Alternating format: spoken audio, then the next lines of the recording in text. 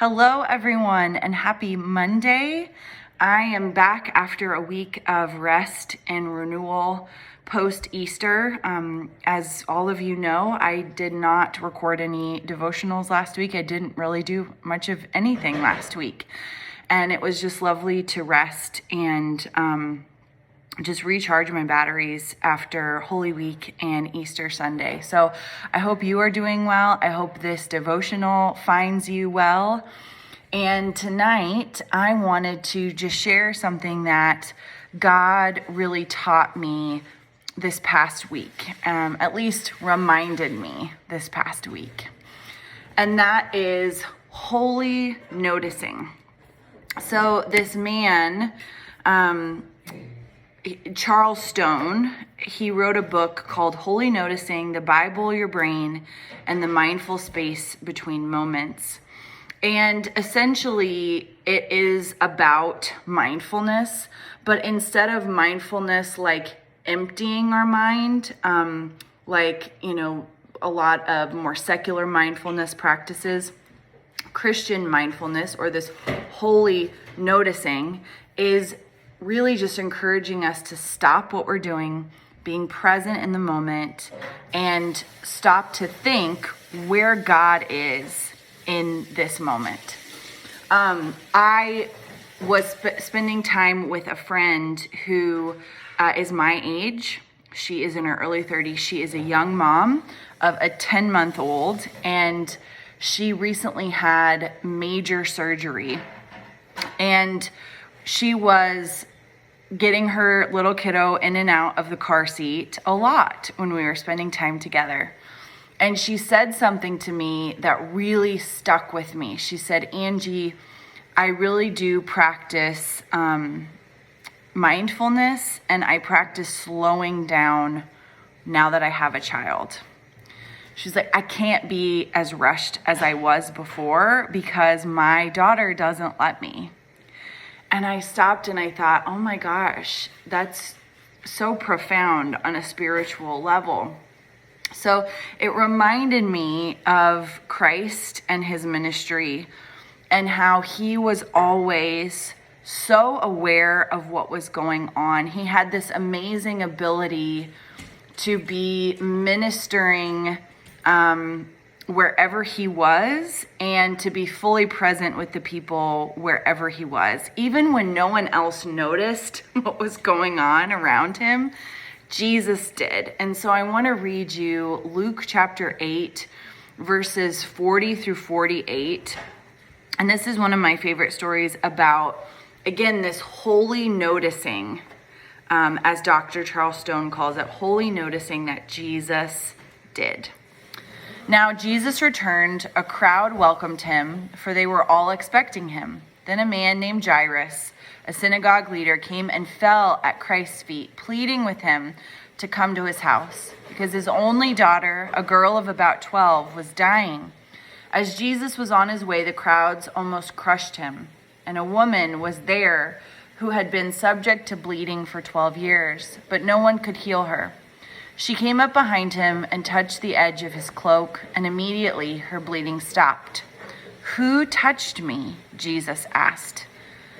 When they all denied it, Peter said, "Master, the people are crowding and they are all pressing up against you." But Jesus said, "Someone touched me. I know that power has gone out from me." Then the woman, seeing that she could not go unnoticed, came trembling and fell at Jesus' feet. In the presence of all the people, she told why she had touched him and how she had been instantly healed. Then he said to her, "Daughter, your faith has healed you. Go in peace." I love this story so much for so many reasons, but it goes to show and exemplify who Christ is and who Christ continues to be in our life. We celebrated the resurrection 2 Sundays ago, and part of being people of the resurrection means being present in all of the moments that God is giving us, being present with people and the situations. It's not allowing ourselves to be consumed with fear, like I talked about yesterday in church. It's not allowing ourselves to be so consumed with anxiety that it's clouding our ability to be fully present. And it's not being on our phones, which I'm guilty of doing all the time, which robs us from whatever is happening right in front of us. And so we are actually starting a new sermon series that I am so excited about. And I want to just kind of go ahead and plug it because it does go along kind of perfectly with this devotion of holy noticing. And it is called Daily Holiness. Daily holiness. So basically, when you are doing your laundry, when you are folding your clothes, when you are walking your dogs, when you are doing dishes, whatever you're doing, maybe you're decluttering your house, God is present in those moments. So in daily holiness, we are going to discover that God is in all of the ordinary things that we do. When we lose our keys, when we're stuck in traffic, even when, yes, we fight with our spouse, those are holy moments, and they're really opportunities for us to see what God is doing within our midst and how the Holy Spirit is working. So I wanted to just read the synopsis of our worship series. It will be starting this Sunday, and it will go through May 23rd. I'm really excited about it because I hope that it will transform all of our eyes and ears to be aware that God and the divine is in our everyday moments and even the most ordinary things. This is the synopsis. God made us to spend our days in rest, work, and play, taking care of our bodies, our families, our neighborhoods, and our homes. What if all the ordinary parts of our lives matter to God? What if days passed in ways that feel regular and small, even insignificant to us, are filled with meaning and part of the way God is making all things new?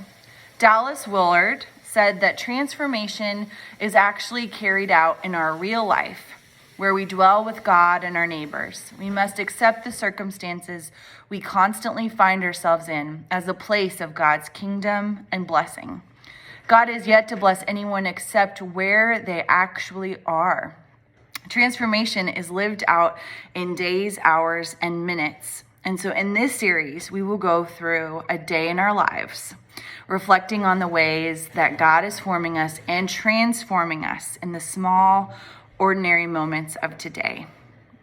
I am just so excited. So my encouragement to you, like my amazing friend Rachel taught me and reminded me, is to slow down. That's my encouragement to you, to slow down.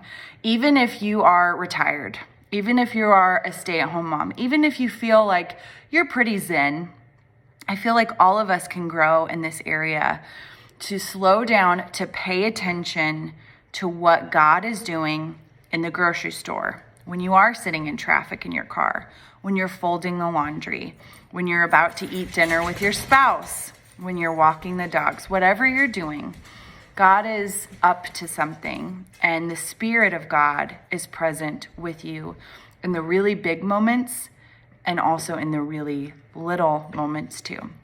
So I love you all. Again, happy Monday. It is good to be back into a routine. I hope everyone has a wonderful Monday evening, and I will see you all on Wednesday.